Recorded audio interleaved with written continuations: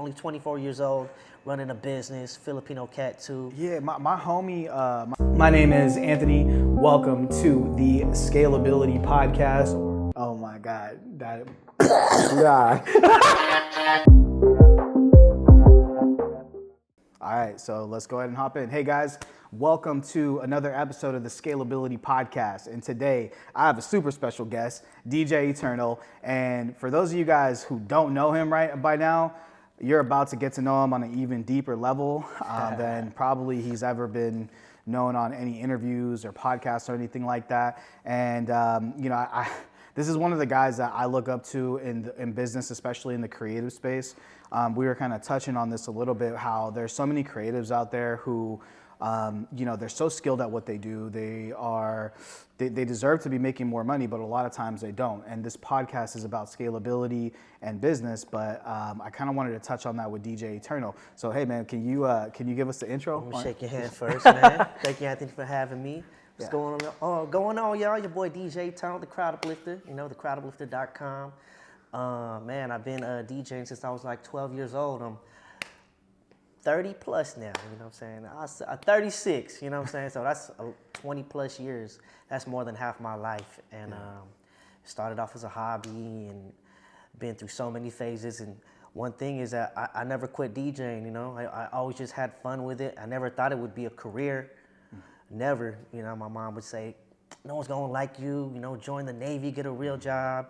And I understand, you feel me? They're the first generation to migrate here, from the Philippines. So all they know is just working hard and, working for someone else. But know nothing about business or living a dream. So, thanks to my parents for giving me that opportunity. But I'm here today, DJ Eternal, the Crowd Uplifter. Got my crew, my company right here that I'm representing, the Uplifters. I don't like to say we're a company, we're a collective of DJs that know how to do business. That's what I like to say. I love that. Hey, stronger together. Yeah, right? definitely. Yeah, and that's dope, man, because, so guys, this interview is gonna go kind of everywhere. It's gonna go business, it's gonna go personal, but let's touch on that, what you just said right now, a group of DJs. Okay, tell us about that. Group of DJs, we're a collective of individuals, that come from different backgrounds, but share that same passion and vision. For the longest time, I was just doing a bunch of these gigs by myself, and I would hire my friends to help me out, some of the DJs in the crew to help me out, and it just came to a point where, there's only so many weekends in a year where you can take gigs, and I got tired of turning gigs down. A lot of people are like, why don't you hire certain people, to pass the gigs to, and they can do them for you. And it took me a few years to really see who's compatible with working with me first, who can handle the workload of a wedding or a corporate gig, you know what I'm saying? I mean, there's so many DJs out there, but only a few could really fit that criteria. You know what I'm saying? Absolutely. You know what I'm saying? People will wait their whole lives to get married. I can't just toss any random DJ, you know what I'm saying, to do the work, so. Damn. So this group that you guys built, there's a filter that goes through you guys, right? You have to at least be at a certain level to work within this collective. I say that for me, it's more of the personal bond that I share with each member. That friendship first before the business, you know what I'm saying?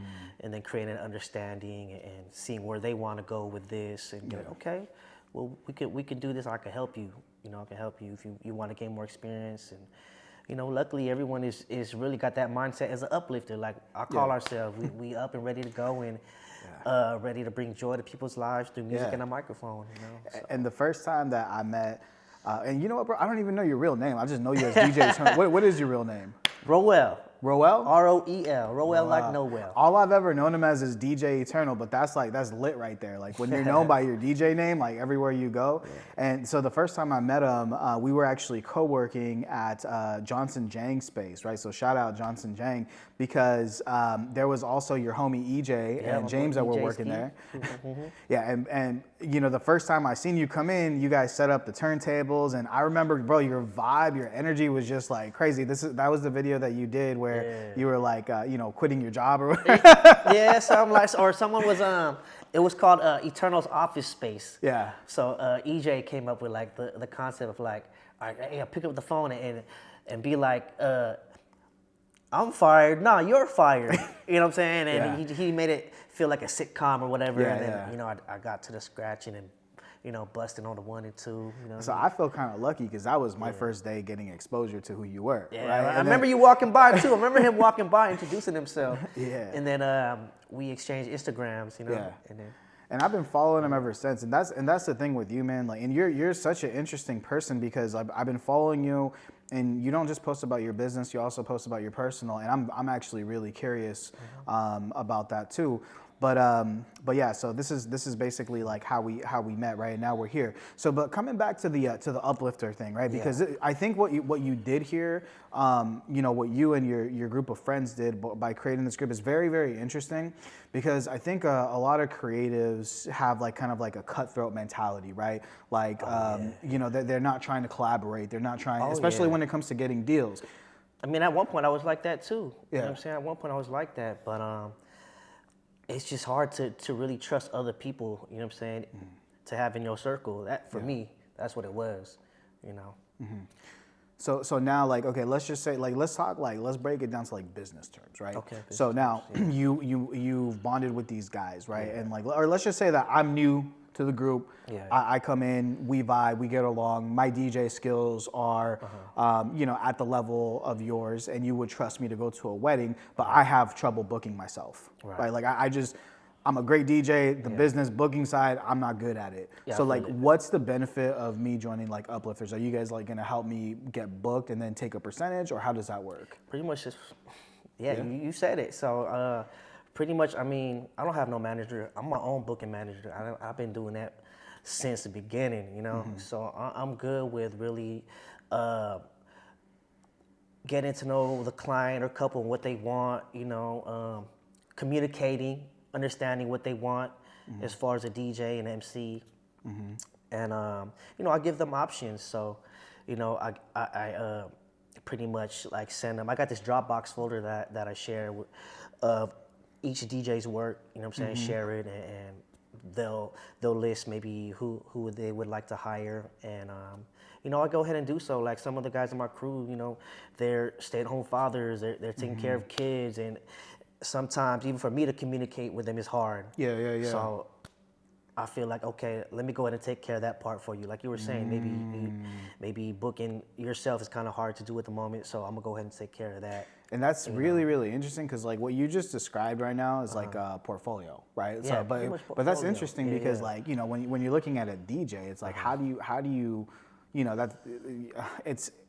When you're looking at someone who shoots video, it's really simple for you to watch a video and this is what I do, right? But like, how can you, and then a lot of these DJs haven't hired like professional camera crews to come and record the audio and do everything. So like, it's hard for them to be experienced, but you figured out a way to like, okay, here's what's important to the client. So, you know, and you put that together for your DJs. Yeah, I mean, what's gonna sell your service with any profession or business is pretty much, you know, the visual, you know, whether it's picture or video.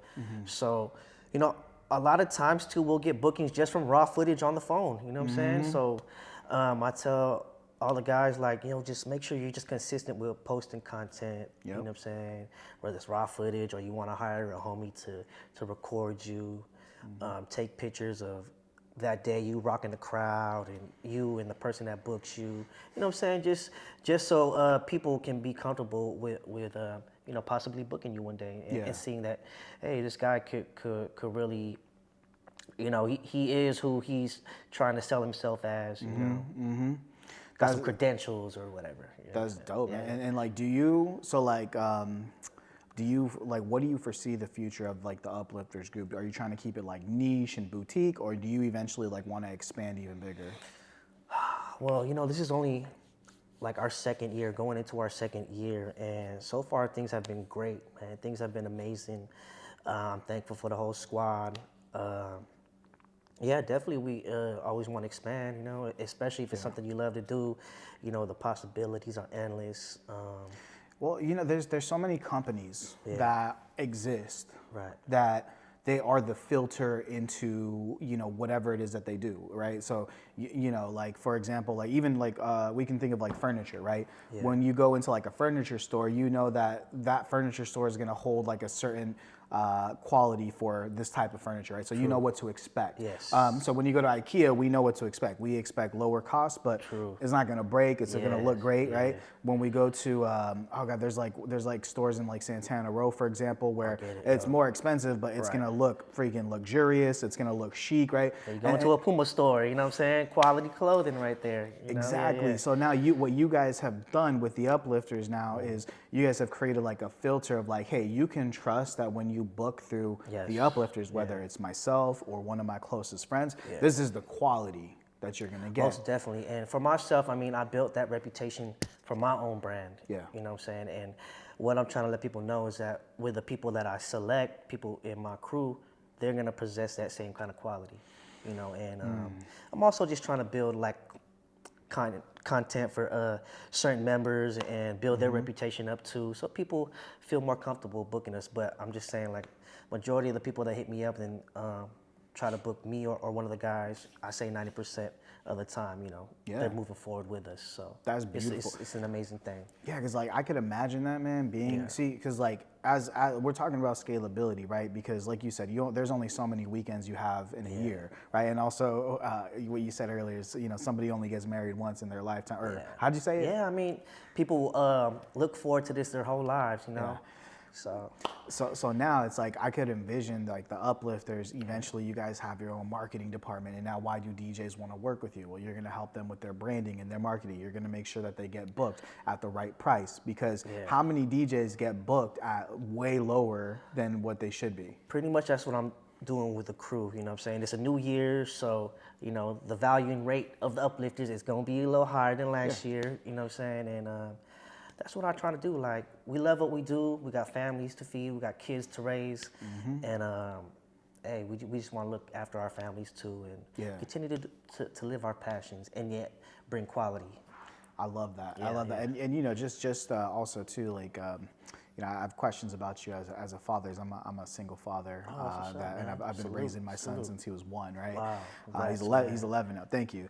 But okay, so last thing I want to touch on really is I don't know, man. Like now that like you're explaining this to me, I see such a big vision for the Uplifters, because you can make way more money. I'm not money. So many like things that I think of sometimes with the crew. Like I have an idea and I'll text them. We have our little group text, you know, and I get all excited and I share my idea or what's next for the Uplifters, and I'll get responses from them, and it just feels good. You know, we just connect. Yeah, and like I'm like thinking, like, for example, like imagine like you guys were in every major metropolitan area where you're discovering DJs, building up their marketing, and then like in one weekend you used to book one for yourself, but now in one weekend you guys have 30 DJs out that are all like Uplift certified. It's crazy, man, because you know, we've had visions of like, you know, possibly not just doing DJ stuff, but owning our own you know, our own like winery to throw weddings, you know what I'm saying? Yeah. Having our own venues, you know, and I actually still want to keep DJing, but I want to be selective with the ones I get now, all the gigs I get.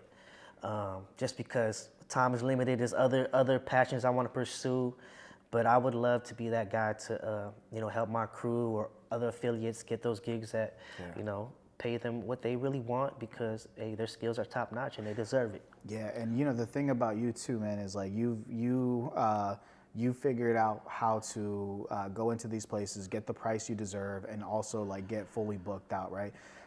That's it. You're living the dream, man. You're living the dream. Hey, it was a lot of hard work. You know what I'm saying? Yeah. Years of it. You know, people think it happens overnight, but nah, I've been doing this since I was like 12. I study other DJs. There's DJs older than me still doing this, so it made me believe I could keep pushing and keep, you know what I'm saying, pursuing what I want to do. Yeah. So let's dive into like family life, man, because you got me so curious, right? You know, I appreciate like, you know, you're very vulnerable about yourself on social media, right? Like, so this is what I know just from seeing your stories and whatnot, right? Like you fly out to the Philippines. You have a daughter out there? Yeah, I got a daughter out there. Awesome. You Tell know, us about that. You know, me and her mom, we're not like really together. You know, I love her so much still though. Yeah. You know, just her motherly ways, taking care of our daughter when I'm not around. Yeah. I've been providing for them since she was pregnant, you know what I'm saying, back in, Yeah. 2018, 19, 20, 22, damn, almost 5 years. It's crazy because people will DM me saying, you're such a great father, you know, females be like,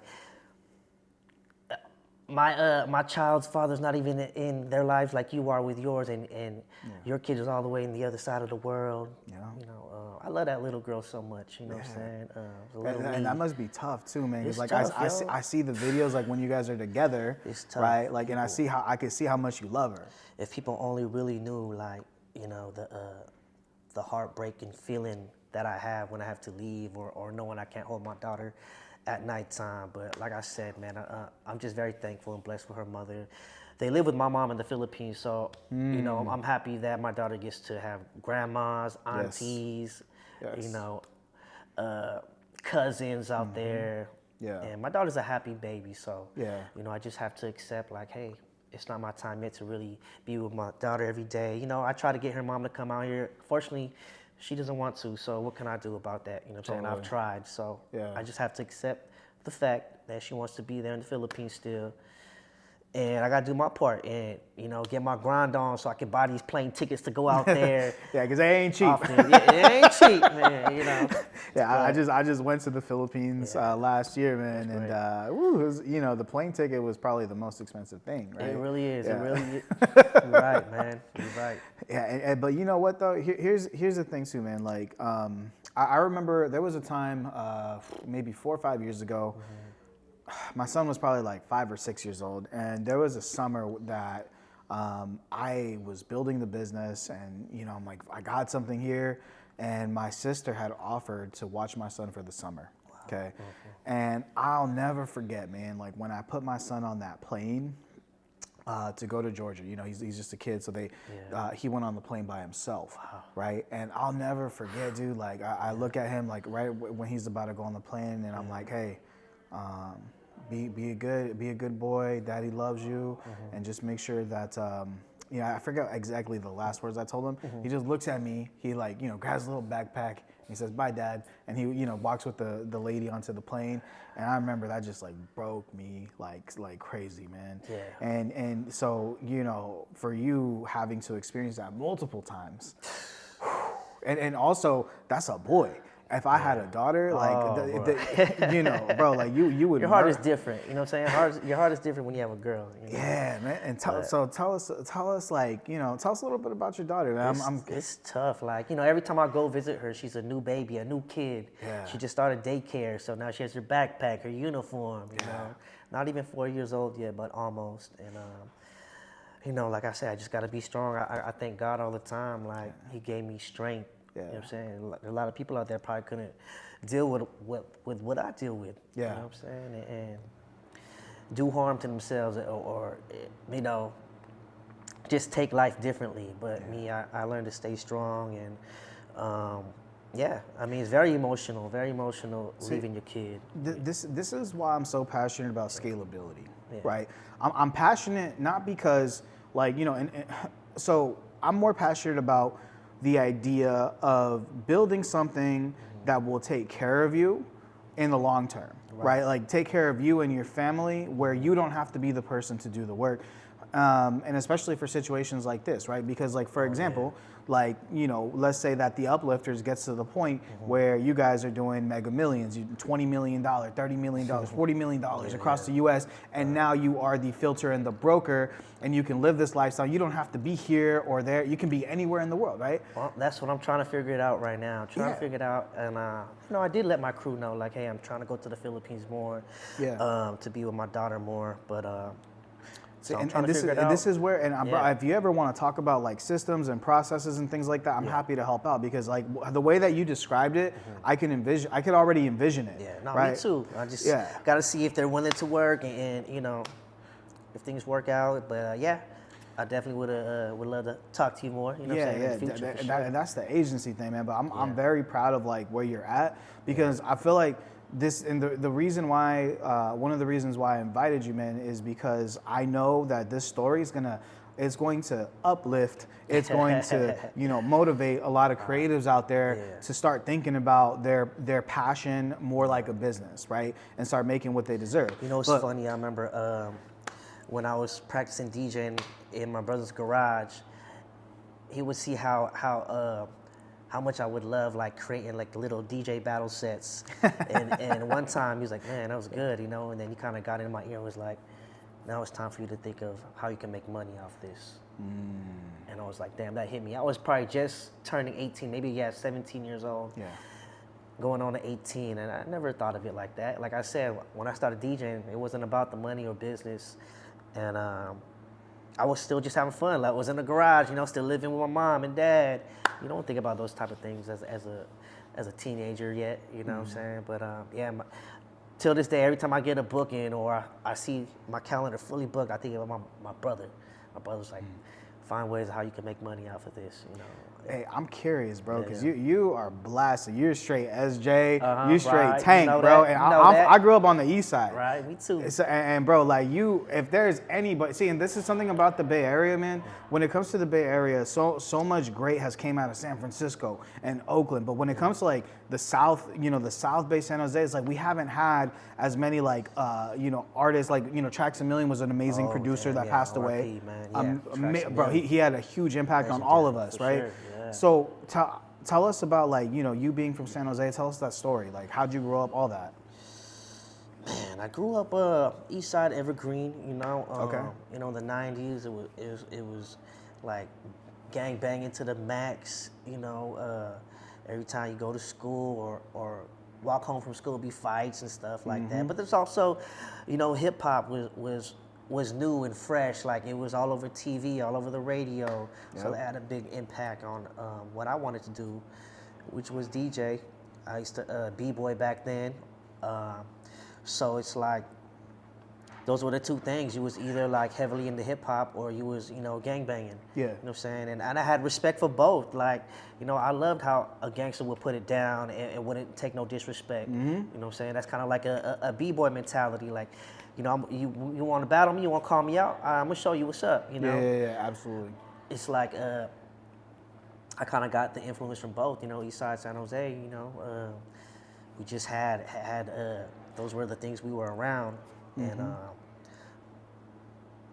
they just made an impact of who I am today. Like I still represent, East Side on my legs, stand on my neck, but I don't really have to say it much, but when people ask me or people look at me, they already know. You know what I'm saying? And I just, and it's cool that a lot of younger DJs from San Jose, a lot of young entrepreneurs from San Jose, say like, hey, my uncle says, or my auntie, my cousin says that you're one of the first DJs that put it down for San Jose, one of the first Filipinos. I'm like, damn, I never thought of myself like that or even tried to see myself like that. But from the younger kids, younger generation telling me that, it means a lot. Well, I can tell you like this, man. Like for me, when I watch your content, when I see you put it on, man, I don't know, brother. There's something like there's some pride, right? Where like when I see you putting it down, makes me feel proud, right?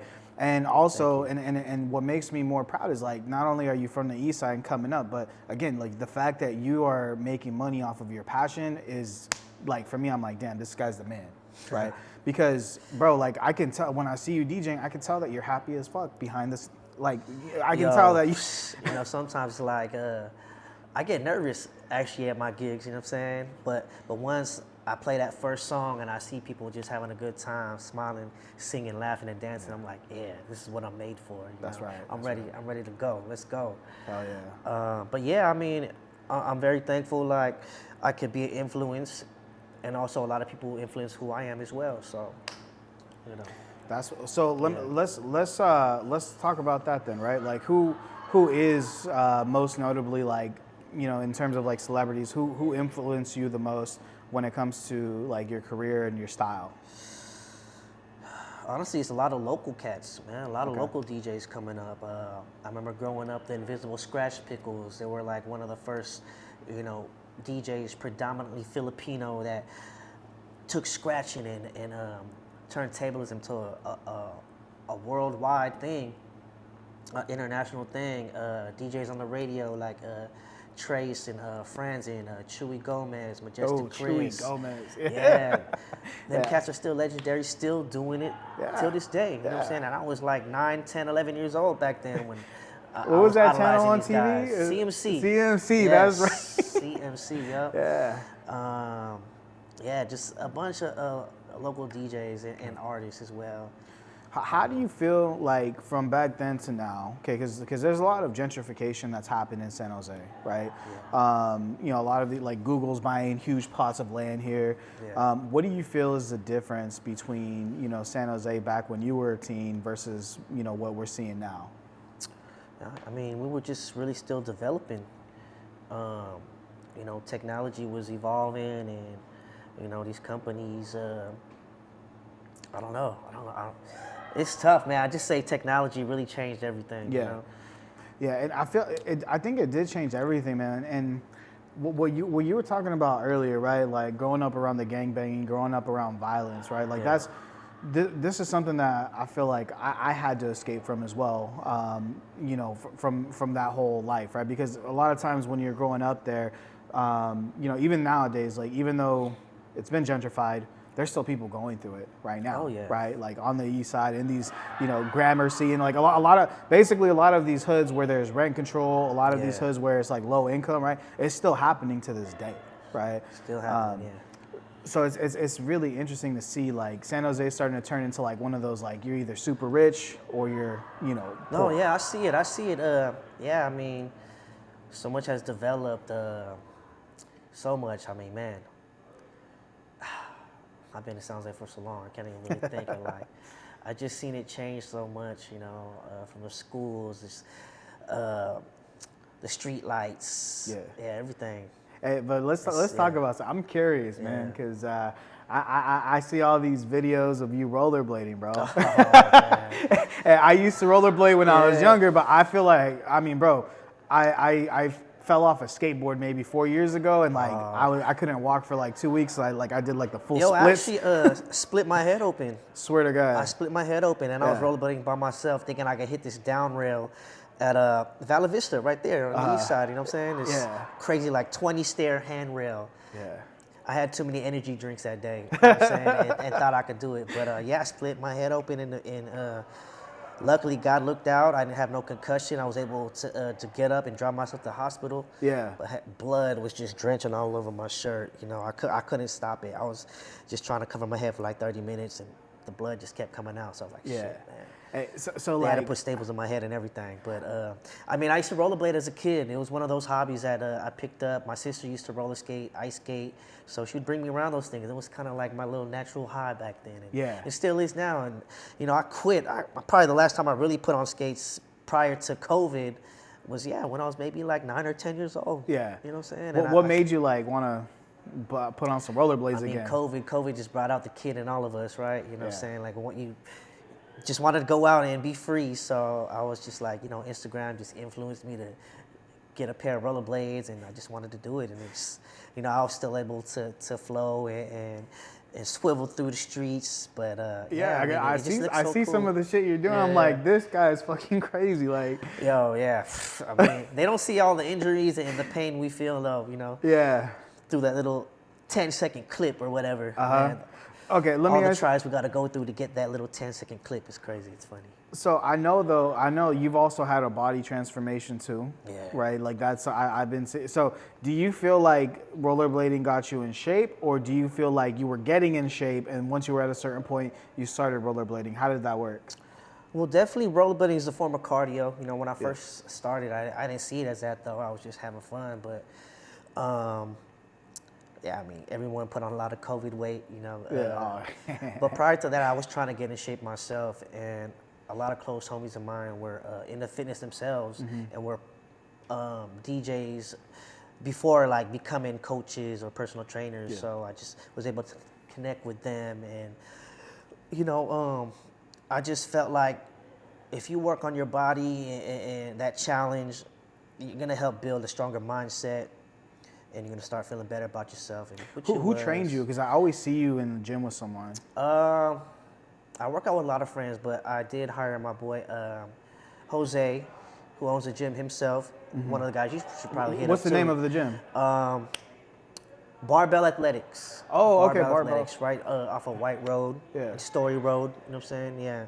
I remember when he first started training me, though, he got fired from his job working at fitness. I don't want to say the name, but fitness, Sure. whatever. Some. But yeah, he got fired and let go, and he was just telling me his dream of opening up his gym one day. And here we are, Yeah. 3 years later, running a gym. Also, my man, DJ Mastermind is his name. He's back in the game as a DJ, but Mastermind Fitness as well.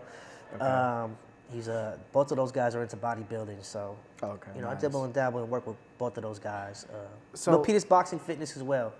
Some fun form of cardio. My man Angel out there, only 24 years old, running a business, Filipino cat too. Yeah, my homie Jir, he's actually asked me to come out and check Oh Peter's yeah, I boxing know out. Jir. Yeah. You know Jir? Yeah, that's my Jirski? dude. Yeah, Jirski. He's one of my closest friends. Oh, is he really? I swear to Oh, God, okay, yeah. I remember meeting him too in the club when he was doing like photography back then. Yeah. So we stayed in touch through social media, and it was funny to see him there. And then we kind of just reconnected. That's dope. That's He's one your of boy. my like closest friends that's right what's there, up, bro. man. So Jir, Come let on me out, tell you man. about Come on Jir, out. because Jir, so basically I have a client that he used to work for them, and basically as because they were my client and he was running the company for them. Him and I grew very close, right? Because we would always spend a lot of time together, and then it was really interesting because like I remember I told Jerry, I'm like, bro, when I first saw you, you were intimidating. You got like tattoos on your knuckles. I was like, bro, you have an RBF. He has a resting bitch face. He does, man. I'm like, because I remember I was like, bro, you were so intimidating. And then I heard you inside of a meeting. You were leading a meeting that I was listening in on. And I was like, damn, this is a really good fucking meeting. Like the way that he laid everything out, I complimented him, and he just like opened up. And and then after that, we just like, bro, we grew up like how you're describing. Yeah. Very intelligent dude, man. He's cool dude, soft spoken, but Oh yeah, but he'll get down. Like, he'll get down. I see him on that punching bag. It's a different story. Yeah, but that is one of my closest homies. That's though. cool. Yeah. But okay, so coming back though, right? Like, why do you think? Because I and me included in this, why do you think a lot of people fail when it comes to their fitness goals? I mean, prior to me, like really losing like 30 pounds, I mean, I failed year after year as well. Year after year after year. But something just hit me when it was like, I was going through so much, honestly, with my baby mama, not being able to see my daughter. I just wanted a change in my life, man. Being a DJ too, we're surrounded by people that want to drink all the time, want to go out and eat all the time, and that lifestyle was just catching up to me. And it's just like, you know what? I'm getting older. The older I get, the younger I want to feel. The younger I want to feel, the more I want to do. Yeah. So I mean, drinking, just eating all bunch of junk food any time of the day it's gonna catch up to you. And like I said, I'm 36 now, and there's people I've been seeing die like in their late 30s, early 40s, and I'm like, damn, that's too early. Yeah. You know what I'm saying? And I think about their lifestyle, and it was pretty much that drinking all the time, smoking, and all that stuff. And I think maybe people tend to fail because it's really tough. It's tough to have that discipline and commitment. Yeah. It really is. Like for me, for like a whole good 2 months, I cut everybody out. People would text me, DM me. I wouldn't even bother responding back. I would just show pictures of my transformation, pictures of me working out. Yeah. And that kind of just showed them like why I was not responding back to them in the first place. Well, see, when you were going through all that, and bro, like I don't think you realize like how much I follow you, right? Like, see, is it weird that like everything we're talking about? It's funny though. No, a lot of people come up to me that I don't even know. I mean, Yeah. to be honest with y'all, this is the first time I'm really having a conversation with Anthony. Yeah. So, but no, I mean, I just like to show people out there like I'm a real person too. You know what I'm saying? Like we're all your friends. It's like I'm friends with you, but you don't know me. And that's how I want it to be though. Yeah. Like I want people to just come approach me. Like I'm not here making enemies. You know what I'm saying? Yeah. I'm just here living my life just like you are. Like Pepe right there is. Anybody. So that's what's up. Yeah. Hey, so like, what you're touching on is so I'm okay. Yeah. I keep doing all these videos, we do these podcasts, and I'm like looking at myself, I'm like, damn, man, I need to lose weight. And like, you know, because it's just like, and also too in business, there's scientific facts that when you're good looking, people want to do business with you. Like, there's a scientific fact to that, right? I kind of see that too. And it's funny because, hey, I'm a short person already. You know what I'm saying? So I was short with a fat ass belly. Like, you know what I'm saying? That ain't the look. You know what I mean? Yeah. So I kind of just was like, Yeah, hey, you you know, bulked I up wanted, now. yeah, I wanted to switch it up and put in the work. It's funny because I know people just like that too. You know, they're very well driven, intelligent, hardworking. But when it comes to fitness, it's something they fail over and over. And it's just, you know, it could be depressing. It can. You know, I mean, like I said, it took me years to really snap into it and be like, this is what the hell you got to do. You eat rice? I did cut rice for a minute, but now I'm back on it because I'm bulking, you know what I'm saying? Okay. But yeah, it was tough. It was tough to, just to cut rice. But it got even tougher trying to eat it again, too. Oh, okay. It got tougher because then it's like, man, I just don't know when to stop eating rice again, you know? Well, bro, so you know, a lot of people mistake me for Filipino. Yeah, Okay, yeah. When I was in the Philippines for a month, yeah. they're like, you know, sir, are you Phil Am? Are you Phil Am? Right, like Yeah. everyone. So I'm actually Nicaraguan and half Mexican, and People think I'm Mexican all the time. I know I'm Filipino, you know what I'm saying? It's a Spanish blood, though, that we got, Filipinos. Yeah, so it's, you know, I just, yeah, that's true. But when it comes to like our rice habits, though, Yeah. oh man, rice is like the best thing in the world. Yeah, man, it's crazy because our cultures, you know what I'm saying, it's a lot of food all the time, every time we get together, and a lot of drinking all the time. And very little right? vegetables. Very little vegetables, man. But you know what? So like, do you? And I'm curious about this, like personally, because when I was in the Philippines, like when we went out to eat, 90% of what was available is like pork, right? Not a lot of beef, some chicken. Do you eat a lot of pork in your diet now? And actually, tell us about your diet, bro. I'm very selective with like pork. You know, I wish I could just cut it out completely, but I know how just to eat it like every now and then, you know, once every few weeks, every 6 weeks or whatever. Or I try not to eat too crazy. Like you're a better man than me. But pork is the best.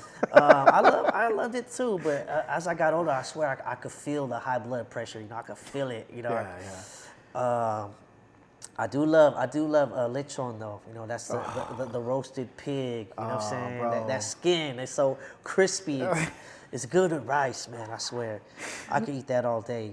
I could eat that all day. Yeah. So, but that meat is something else too. I mean, you got to think about like what you are, what you eat. You know what I'm saying? You are what you eat. You know, pigs. What do they eat? Sometimes they eat their own feces. You know what I'm saying? They eat leftovers, trash. You know what I'm saying? So, I mean, is that nutritious for you? You know what I'm saying? So, Nah, but it's I mean? delicious. Chicken. I mean, just eat in moderation is how I lost the weight. Eat in moderation. I fasted a bit too. I would fast like every other day.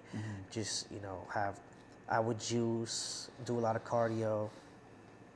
And it was good. It was good for the mind and soul. Just to start from zero again. You know what I'm saying? Just to cut out all the fat and just rebuild. Yeah. You know. Bro, so what part of the Philippines is your family from? My mom and dad are both Ilocano. It's a dialect in the northern part of the Philippines. Ilocano. Yeah, okay. Ilocano, So is that like above Manila? Above Manila, yeah. Probably like maybe like 4 or 5 hours away up north from Manila. Bagula, Union, Pangasinan, Baguio, like those northern cities in the Philippines, yeah. So put us on game, right? Because there's a lot of people who don't understand the Philippines, right? Because so I understand the Philippines because my company, like I was blessed and bumped into someone in the Philippines, and then I was able to create a whole company because of it. But throughout that journey, like there's so much to the Philippines, man. I think that the Philippines, for me, it represents. So when I was in the Philippines, I've never met people who are nicer. Never met people who take care of me more than, like, bro, like I have never been taken care. Like even when I went to my own country, Nicaragua, okay, people were cool, but when I say like people were amazing in the Philippines, bro, I never had to worry about food, never had to worry about drink. Like my laundry was taken care of. Like I was like, bro, I literally felt like a fucking king. Yo, check this out. I left my cell phone in a tricycle. You know what I'm saying? My iPhone was in a tricycle. I got back into the apartment, and I was tripping like, where the hell my phone at? Where the hell my phone at? You know, and the tricycle driver comes back and goes up to the steps and, you know, knocks on the door and gives back the phone. Like, Wow. you know, you go to like maybe some other parts of the world, you know, you leave your riches behind. Mm-hmm. They're gone with it. They ain't gonna ever try to see you again. Yeah. You know, I got my laundry done in the Philippines. I've left cash in my pocket. Mm-hmm. You know, they'll give it back to me with my clothes the next day, and it's because for those of you who don't know, bro, like out here in the U.S., we don't have services like that where you go, you know, like they'll come and pick your clothes up. Yeah. Take it.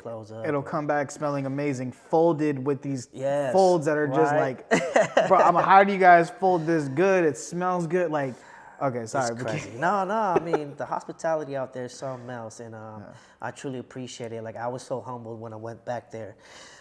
In 2015, you know, unfortunately, my dad passed away, so I went there to visit. But it really humbled me. Like, people are out there rocking secondhand clothes, but, you know, willing to help you out, you know, right when you get off the airplane. You know what I'm saying? People are out there with carts, helping you get your luggage. You know, and they're only charging you like 50 pesos, which is $1. You know what I'm saying? And they're not even asking for it. They're humble. And when you go eat at restaurants, you tip them.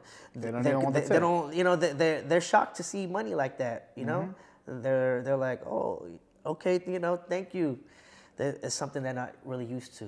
You know, it's a whole different culture out there. It's crazy. So when you fly out there, do you mainly stay like in the Manila area? Like I chill. I mean, 16 hours on a flight. Like, I don't want to take another trip to my mom's spot. You know, 5 hours in a van. Yeah. Oh no, I'm chilling in Manila or Makati like for at least a couple of days. You know? Yeah, absolutely, man. And all right, so like what I didn't realize about Manila, it's like New York. It's like there's a lot of places it's really developed now too. Yeah. I mean, yeah, like the Philippines is like you're either rich or poor, you know what I'm saying? You're in the gutter or you in the suburbs. Type of thing. Yeah, I remember like we got like this like luxury condo. We're on like the 34th floor and it's beautiful, but then like downstairs you can see like there's like a slum, right? Like So there is still that, but in regards to like development, we were in BGC. Oh yeah. Right when you said that 34th floor, I was like, oh, he's probably talking about BGC. Yeah. And you know, we went out to like rooftop bars and restaurants, and I was just like, my mind was like blown. Like I was like, huh. It's like, crazy. I didn't realize that it was like this. Yeah, there's a dope scenery out there. You know what I'm saying? So like if someone was thinking about going to the Philippines, you know, for a week or 2 weeks, what are some things you're gonna recommend that they do?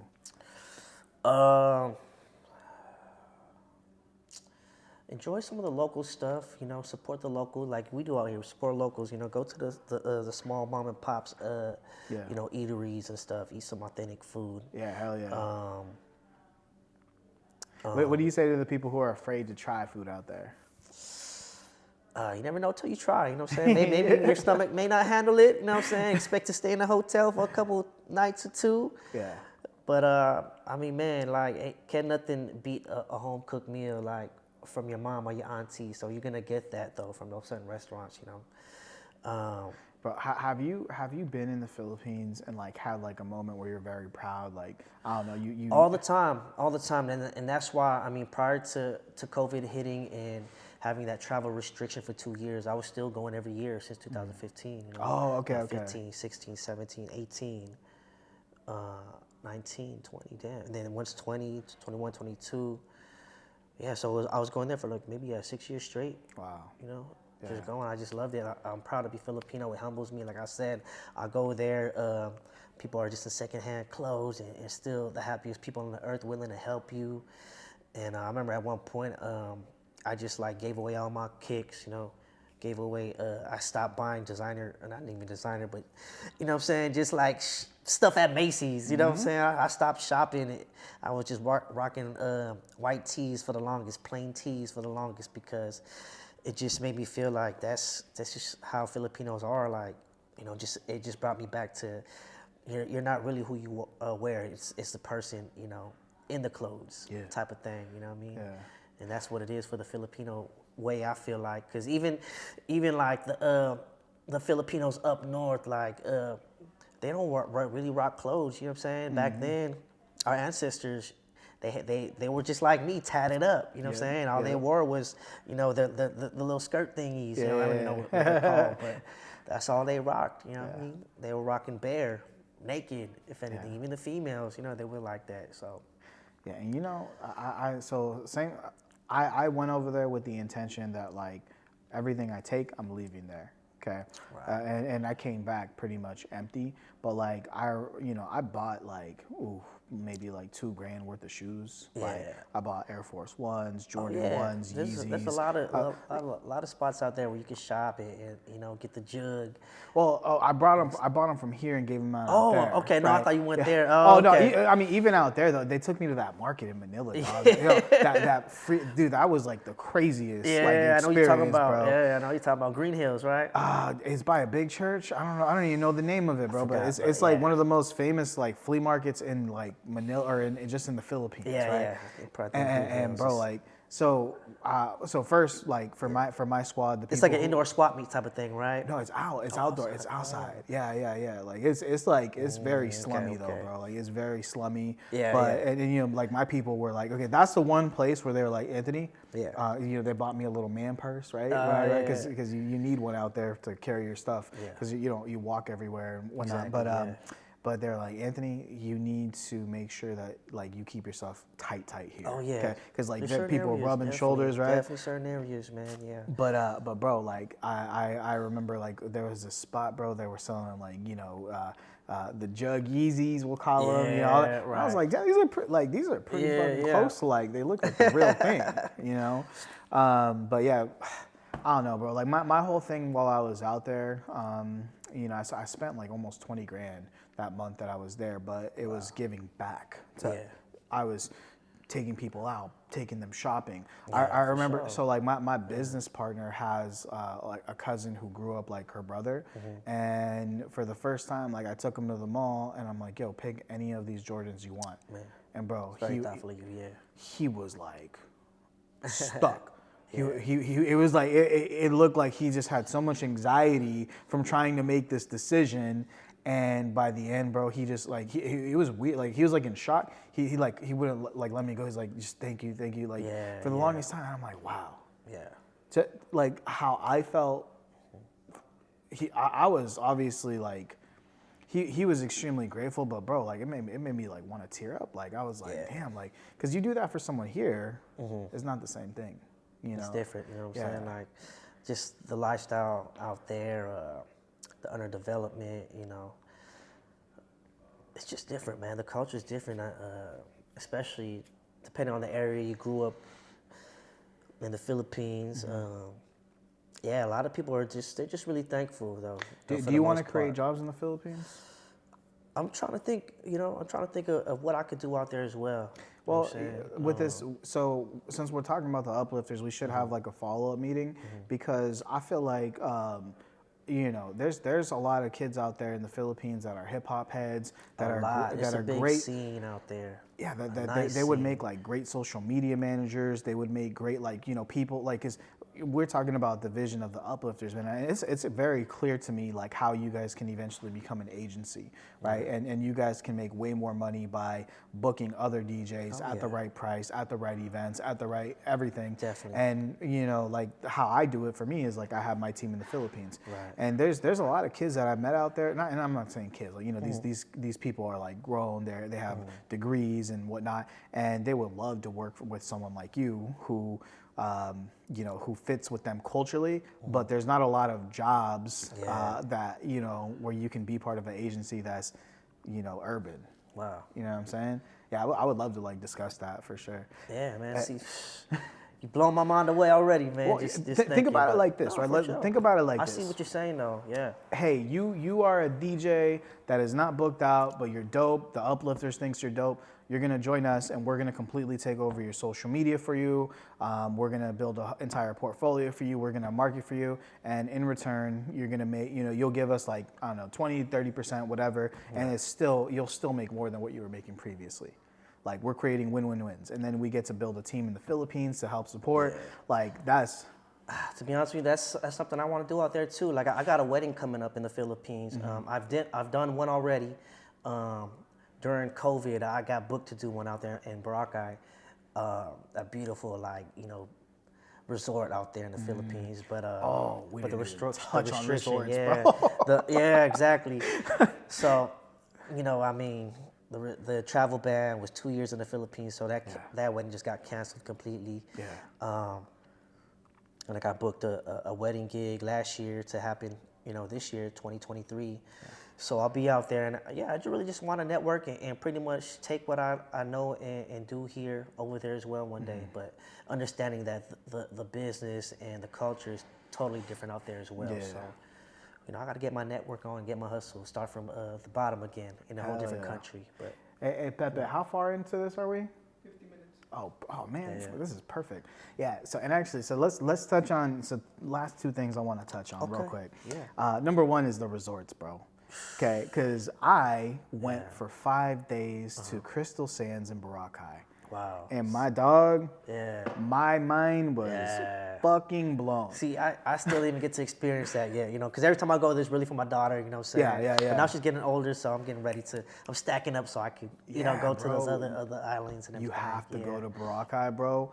Like the room that, my business partner took care of all the bookings, right? Because she knows like the spots out there. And my team is from, my team's everywhere in the Philippines. Right. They're everywhere. But the main part that they're in is Iloilo.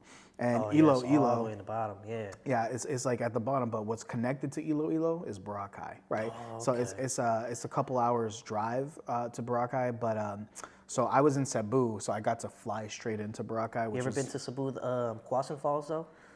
No. Oh, it's a beautiful, beautiful waterfall, like in the middle of the island, and the water looks like blue Gatorade. It's crazy. Yeah, it's crazy. Yeah, with Cebu, I mainly was in the city part because so basically here was my itinerary, like in short. When I went to the Philippines, it was like first week was in Manila, second week was in Cebu, third week was in Boracay, fourth week was in Iloilo. Nice. And so basically, because my team is spread everywhere, so we were having like parties and all of the... Dude, I was getting my team so fucked up. Like some of these dudes were like passed out on the club on the floor. It was great. But hey, I look forward to doing that with you one day, maybe, man. In the Philippines, like that's the thing. But imagine that, bro. Like you go to the Philippines. Team Uplifters is out there. You got, a team of like 20 people supporting the agency, right? I've already thought about that. You know what I'm saying?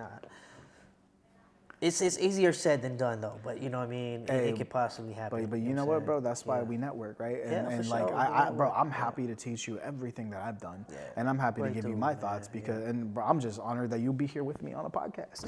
Yeah.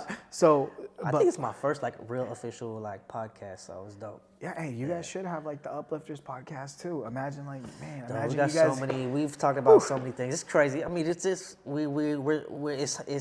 it's hard to balance our schedules out. But yeah, we got a lot of great ideas. Hopefully, one day we could get a lot of things in motion. Yeah, so. I hope I can hop into a collaboration one day. And we'll do that. Definitely listen to a meeting. Yeah. But yeah, man. So like, my itinerary again was very like hopping around these different places. But bro, your daughter. I think how old is your daughter now? 3 years old and 8 months, I believe. Okay, which right now if you go, she's gonna get to see it in photos and stuff, but it's like not as memorable, right? Like I think like my son, like when he really started remembering stuff, like 5 or 6. Right? That's when he started remembering. Like even me too. Like probably my earliest memory was maybe like 4.5 or 5. You know what I'm saying? Yeah, but bro. I remember like when I saw my hotel room, like first off the hotel room was like hooked up, but then I opened up the back door and then there's a freaking pool, like you just walk straight into the pool there, and then they have another pool, it's like this infinity pool that's dope. You go in the water in Boracay, bro, you see Nemo at your toes, like it's clear, it's clear, bro, like the water, I never seen water like that ever, and then the parties at night were amazing, the restaurants, like, and the hospitality was just next level. But yeah, man. So that's making me want to go back already, bro. I want to go back. So like actually, Pepe, who's sitting behind this camera, we have sales goals this year where we already said like, hey, once we hit X amount of revenue, we're going. And he just told me that as he got me, as he brought me in the elevator, I was like, hey, that's what's up. Hell yeah. And honestly, like. The only thing that really sucks is the jet lag, but besides that, like, and like weather, like, you know, dude, I'm Nicaraguan, like, bro, our climate's like the same, right? In Nicaragua. Hot 1 minute and then stormy the next, or but you know, the rain doesn't get as bad in the Philippines as Nicaragua. That's the one thing I'll say, bro. The rain in Nicaragua, it's like one second it's dry, the next second it's raining, but like rain's so thick you can't see in front of you. Like it's ridiculously thick. But yeah, man. So like this is the part of the podcast though where now somebody who's watching this right now is probably struggling. You know, maybe they're thinking about giving up on DJing. They're thinking of giving up on like the creative thing that they're doing. So like, what motivational message can you say to this person who's thinking about giving up? Just don't give up. Try to surround yourself around people that support you. You know, feel free to, you know, talk about what you're going through. There's millions of people out there that can relate to you, even on social media. You know, feel free to express yourself. Just don't give up. Don't give up that dream. It's a lot of hard work, easier said than done, but you're gonna go through struggles. You know, but it's gonna make you stronger, and you know, keep believing in yourself, and keep believing in yourself. Thank God. People that you look up to, reach out to them, you know, ask questions to them, and hopefully you'll get some answers and some motivation, some inspiration. Feel free to take a break if you have to, you know what I'm saying? Take a break of what you're doing, you know, hop into something else. And if it was meant to be, you'll go back. You go back to DJing or whatever craft it is that you want to work on. So what are the top 2 tips? What are the top 2 tips for getting paid what you're worth? Top 2 tips. Man, you got to put in years, you know what I mean? You got to at least a decade, you know what I mean? At least a decade of hard work, just trying to develop your craft. You know, it takes time. It takes time. Ain't no overnight success. No, you know, ain't no 1 year success. I think. Top 2. What you said was interesting. That you said a decade. Did you know that it takes on average a decade for an entrepreneur to be successful? I think I've heard that before, so that's why I said it. Yeah. But yeah, I mean, damn. Okay, I'm 36, 20. Yeah, 26. I was probably just stepping away from the club scene, and I wanted to do radio and stuff. So I think once I hopped into radio, I gained so much, you know, game and knowledge, and took my my businessmanship to a whole nother level. So then, how about, why don't we just do that as number 2? How, if a DJ wants to get on the radio? You know, go to school maybe. You know what I'm saying? Go take some classes of things that you think that will help you. Yeah, that's a good number 2 tip right there. You know? Go to school. What kind of school? Or anything. Just pick up a class. Pick up a class at a community college. That's what I did. I went to a Lonely College in Fremont. Yeah. And was that about like broadcasting and radio? Or it was broadcasting, and then, you know what? It was broadcasting, but I also wanted to do other things like work with children and stuff. But that never fell through. I just what is that? I just got so busy with DJing, I just kept pursuing it. I was like, you know, kept pursuing it. Like opportunities were coming my way. Yeah. And work ethic is everything though too. So just Yeah, that's good. That's great, man. Yeah. So now, if somebody who's watching this wants to get a hold of you, how do they do that? Just hit me up on Instagram at It's DJ Eternal. All my information is really on my website, thecrowduplifter.com. You can email me. I'm over to it. You know, I always take the time to respond back to people. That's the thing about me too. Like, if I'm driving, I'll pull over. If I see a client emailing me or texting me, I'm gonna pull over and respond back to them. I try my best, but I'm also at the same time trying not to be on my phone as much. But you know, if you catch me, you see me in line at the gas station, in line at the supermarket, you know, say what's up, we'll chop it up. You know what I'm saying? You catch me at Starbucks or whatever. Because he's really out here, guys. I'm just really approachable, you know what I'm saying? Right. Very welcoming, so. Awesome. Yeah. Well, DJ Eternal, appreciate you hopping on the pod, baby. Man, thank you, bro. I feel. I was so nervous. I was telling Pepe, I was nervous in the elevator. I didn't know what to expect, but Anthony's the real deal right here. Oh, Good dude. You know what he's appreciate that, talking man. about. Sure. Definitely looking forward to hanging out with you some more. Yeah, actually, we Appreciate should. you. So, Yeah. Pepe, cut that, and then, bro,